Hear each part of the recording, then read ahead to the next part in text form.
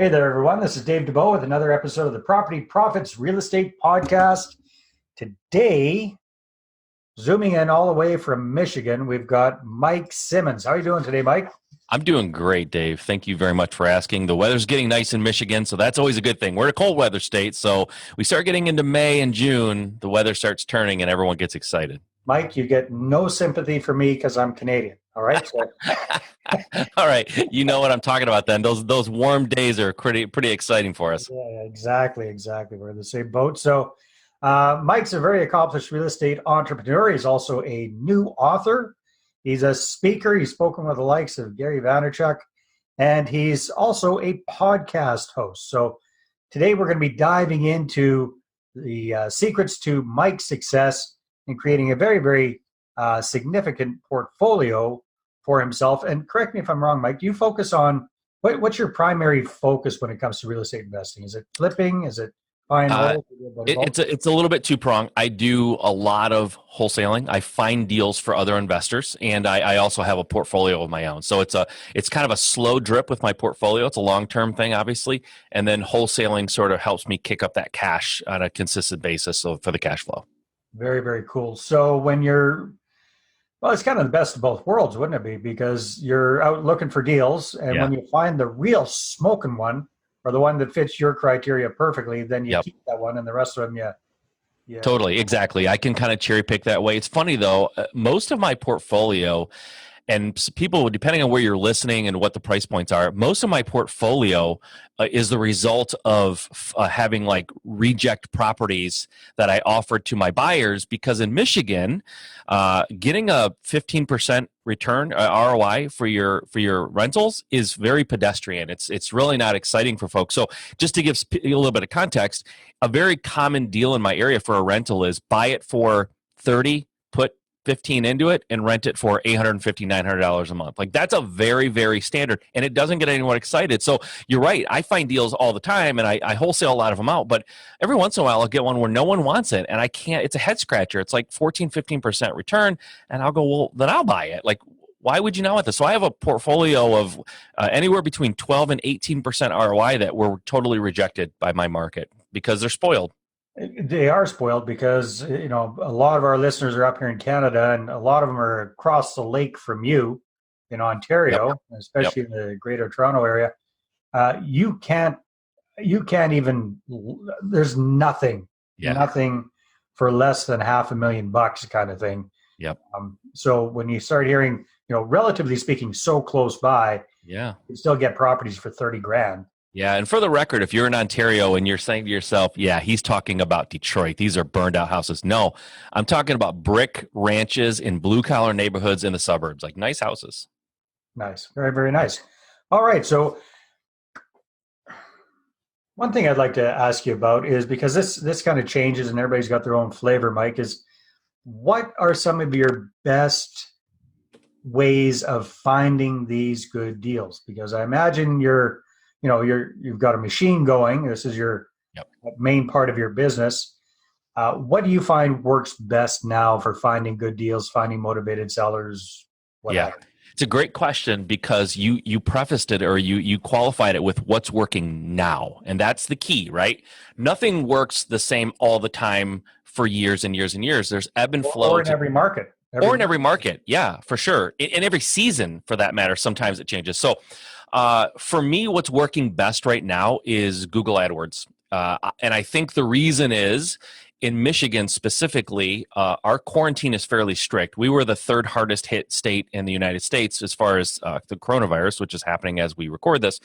And so people are not leaving as much, and they're on the computer more. They just are. They're on their phone, they're on Google, and they're looking for solutions. And people are losing their jobs, and they're laid off, and they're worried. So pay-per-click advertisement for us has been phenomenal in the last few months. Most of our deals are coming that way.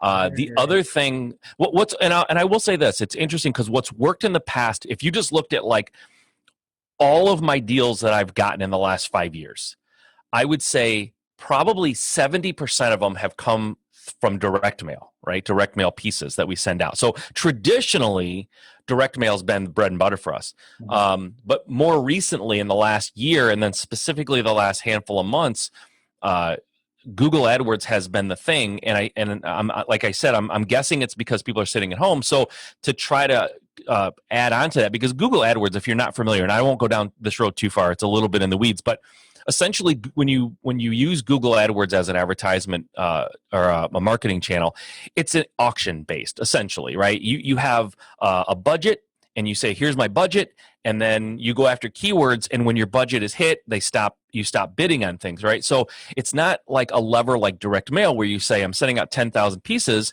and I'm getting 3 deals. If I send out 20,000 pieces, maybe I'll get 6 deals. You can't push down on the gas like that.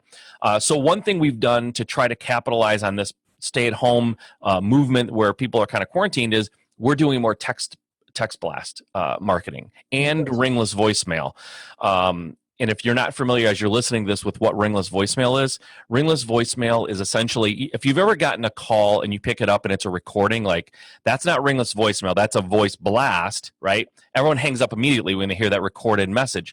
Ringless voicemail essentially is a voicemail that's sent to your phone, and it bypasses the ring, so your phone doesn't ring, but you get a voicemail message, right? 100 out of 100 people usually will play that message like, oh, I didn't hear my phone ring. That's weird. I must have missed it, right? You assume your phone messed up, and you listen to this message, and then it's a voice blast on the message, but it gets a better listen rate than a voice blast. So we're doing that. Who are you voice blasting to? Good question. So we buy lists, targeted lists, and that goes for direct mail, voice, text, all this stuff that we're targeting people specifically. Traditionally, we have targeted people who have equity and who are in a certain age range with a certain home value. And really counterintuitive, we're looking for something under a certain value. We're not looking for higher value properties. As a matter of fact, we're looking for that bread and butter. And for Michigan, bread and butter retail house, like if you're going to buy a house in the suburbs that's completely renovated, so forth, it's about 150,000, maybe 200,000 is a nice, middle class brick, nice house, right? So we're targeting equity, age, and the value of the house primarily. Very cool. All right. So that's how it was working pre-COVID. Now you're focusing a lot more on Google Ads. Yep. Google AdWords. How does that work? How do you pick your target market there? Is it the same criteria, or how? So when it comes to Google AdWords, we're picking geographic locations, and then you bid on keywords, right? And I'll be honest, Google AdWords I've been doing for a long time. It's a bit of a science if you're going to do it well and really pay attention to your ROI and the cost per click and all this. So I did hire a company that specializes in that. So I'm not the guru, but essentially you're bidding on words. You're bidding on buy my house fast in Michigan, or sell my house fast, or how do I sell my house fast? Like all these like short keywords like sell my home, or they call them long tail, where it could be sell my home in Oakland County. You know what I mean? Where it's getting real specific. So you're just bidding on all these words, and based on the competition, it costs you a certain amount. So for me, just to give you context, it's a scaled up business. This is not where I started, but for me, we have a budget of $12,000 per month that we allocate to pay per click. We usually don't ever spend more than 10 because we're at the top position by spending that amount. And that's just what it is. If you're doing Google AdWords, and especially if you're kind of a scaled up business where, like you said, you're creating this machine that you expect to bring you opportunities every month, the last thing you can have happen is you exceed your budget mid-month and then you stop bidding, right? Then your machine just turns off. So we can't have that. So I could make my budget $100,000 a month. It doesn't matter. I'm never going to spend more than what the competition requires me to spend. So very interesting. Now, so basically for folks that aren't familiar with that, and correct me if I'm wrong there, Mike, everybody Googles, right? That's just the default. So people go on Google, they type in that expression, sell my house fast in Michigan. Yep. And the results that pop up, the first X number of them are paid results, right? These are people that are paying to get your eyeballs to see them first. So that's what you're doing. So when they put in any one of those gazillion different keywords that you're probably bidding on, you're going to pop up there somewhere on page 1, and whatever your hook is, that's going to grab them. They click on the link, it takes them to your website. Basically. Correct. Yep, exactly. And there's actually a phone number right when in the Google, like what you see when you type in "sell my house fast in Michigan," like that ad will have a phone number there. So theoretically, if you're on your phone, you can just click that. You don't even have to go to my website, right? But that's a lot of that is just tracking. Did they click that, or did they click the link, go to my website, and then call a different number that's actually on my website? It's a different number, and all that's done so we can track results and we know where people are finding us. Now, do you have live people answering the phone when people call? Live people answering. We've done voicemail. We've done a lot of different things. We've done services. We have found that someone answering live who works for my company and is like focused on what we do and kind of dialed in, it's the best. They're the gatekeeper. And I really have discounted that position of my company in the past to my detriment, where I thought anybody with a voice and a heartbeat can answer my phone. It's not rocket science. You're just getting information.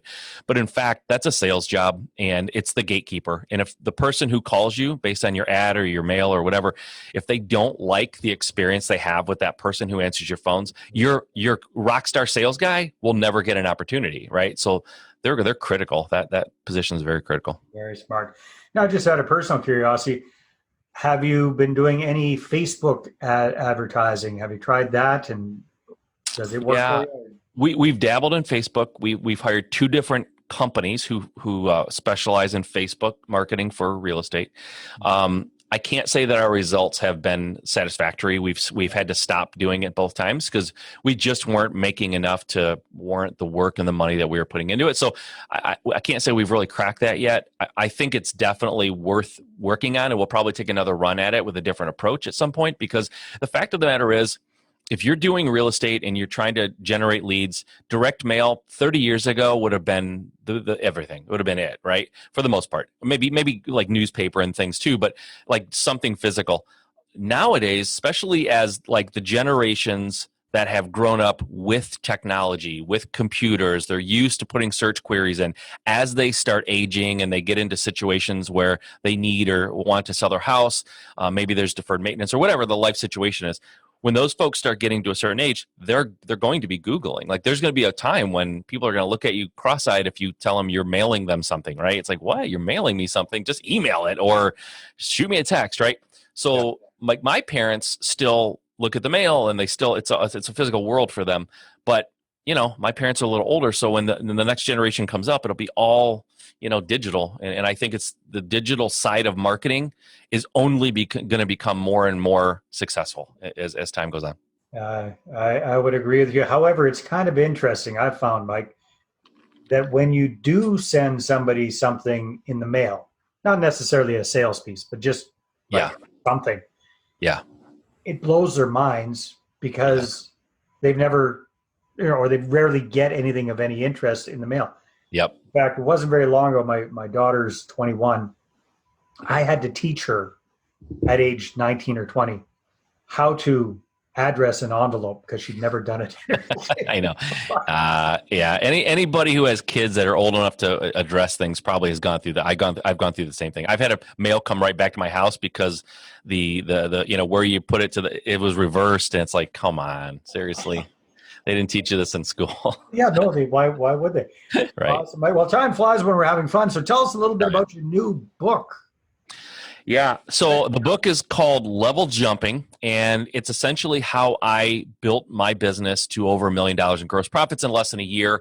And people ask me, because I did do that, and it's, I'm on stages here and there, like you mentioned in the beginning. I spoke at a Gary Vaynerchuk event, and that's the question I get, especially from real estate investors. How did you do that? What everyone wants a secret like bullet or a silver bullet or some kind of a tactic. And what the book covers is what it actually took to do that, and what it took. And for me, the mental barrier was creating systems. I'm not a detail person, so creating a system that's repeatable, that's documented for your team, and then actually bringing in a team, because no matter how great you may be at what you do in your business, if you're a one-man band or a one-woman band, there is a ceiling on what you can accomplish as a single person in your company. So my big aha was that I needed to build a team. If I wanted to really scale up and be successful and not be a total slave to my business, because by the way, I did $1 million in profit in that first year. I wasn't working 80 hours a week. Like I was working a lot of hours, normal hours, but we were scaling up too. Nowadays, I don't put that much time into my business and it's still making over $1 million. So I did that through hiring, creating systems and processes, and creating a culture inside of my company that was sticky. People wanted to stick around. When I first started hiring people, I was burning them out because I was expecting them to do what I would do. And I was expecting them to work hours I would work. And it was all about, what did you do? What are the results? Bad results, you got to go. And then we'd kind of burn through them and go to the next person. And what I didn't realize was I wasn't creating a culture or the kind of company people wanted to work hard for. I just thought, you're in here at your job. Of course you're going to work. You're getting paid. You're getting paid. Yeah, of course you're going to burn the midnight oil. Of course you're going to kill yourself to try to get it done. But that's not the reality. And there's a new generation coming in, and they're motivated differently than we are, right? Yeah. For better or for worse, they have different priorities and different values than we do. So creating a company that's attractive to the people that you're there for, who when you have a situation where everyone working for you would run through a brick wall for the company, like that's a good thing, but it doesn't come just by dumb luck. You have to create that. I tell people all the time, your company, if you have a company, I don't care how big or small it is, if you have a company, that company has a culture, and you go, well, no, it doesn't. I've not created a culture. Well, not by not creating a culture, you've created a culture. Your company has a personality, and I think that's all cultures are, is a personality. It has a personality. It's probably just a bad personality, but it has one, right? So let's be intentional, and let's bring people in who are good at what they do. Let's bring people in who have the same values as you and your company have, and then let's create that culture of where they want to stay. And I made the mistake, like you just said, thinking, if I just pay them a little more, they'll work harder. And that's not always the case. People aren't always motivated by money like other people. So that's what it's about. How did I scale that thing? And responsibly hiring systems and processes, creating a culture. And then I also talk a little bit about partnerships. A lot of people think, I need to partner with someone and they can take half the load.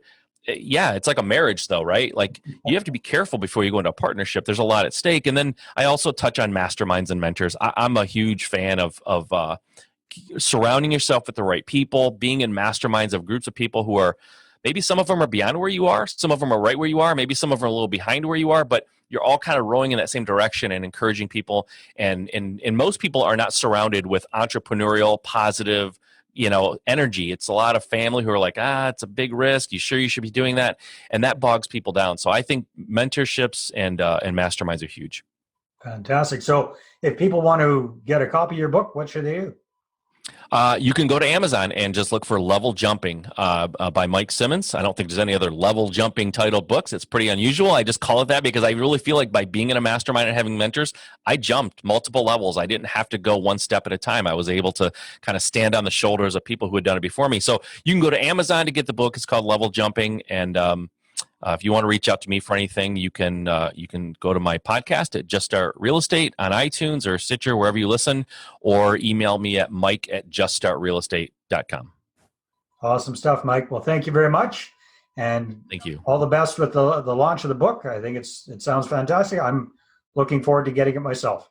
Awesome. I appreciate it, Dave. Thanks for the time. I appreciate that. All right, everybody, take care, and we will see you on the next episode. Awesome. Well, thanks very much for checking out the Property Profits podcast. And if you like what we're doing here, please head on over to iTunes, subscribe, rate us, and leave us a review.